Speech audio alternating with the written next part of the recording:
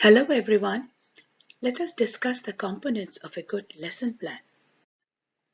What is a lesson plan?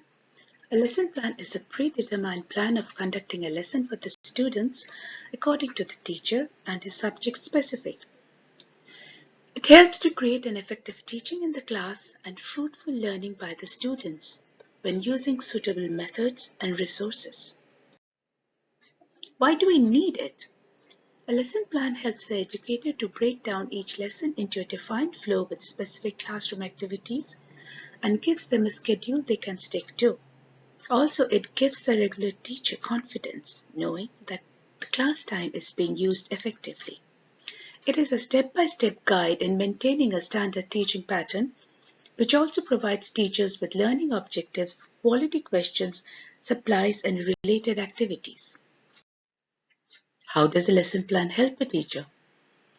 It helps in the clarity of aims and objectives, usage of appropriate teaching methods, organizing the teaching aids resources needed, assists in completing the syllabus in time.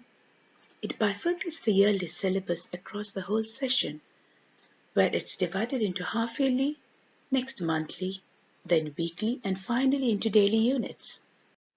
Key components of a good lesson.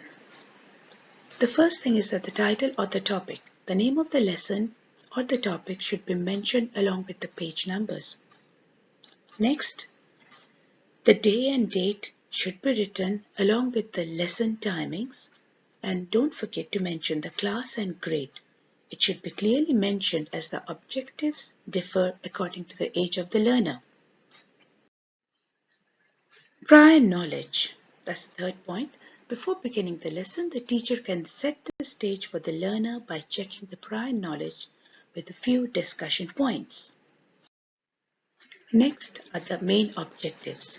Each lesson plan should have a learning goal that can be described as SMART.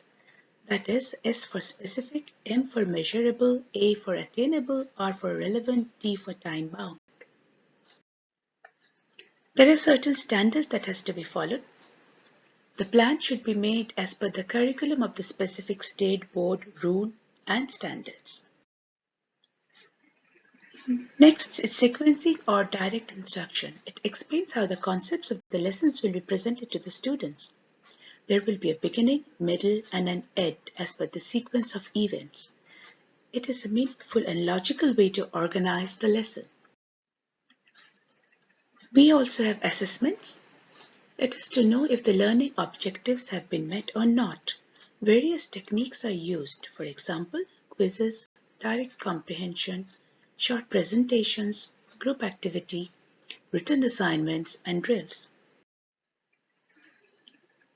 There is guided practice, that is through direct instructions. Students will practice and solve the given assignment or apply the skills that have been taught.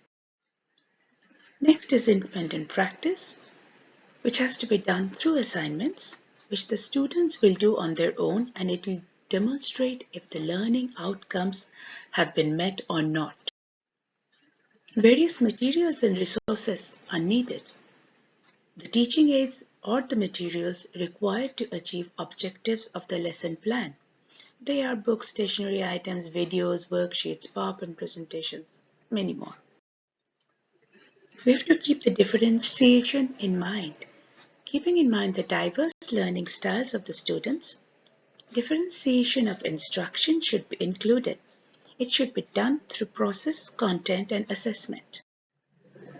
Use of technology for learning should be an added point in order to make the process more interesting and keeping in mind the changes nowadays due to the pandemic.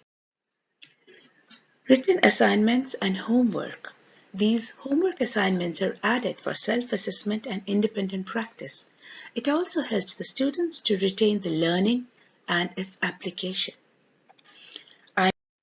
All these points will help you to create a wonderful lesson plan, and thank you for going through this video.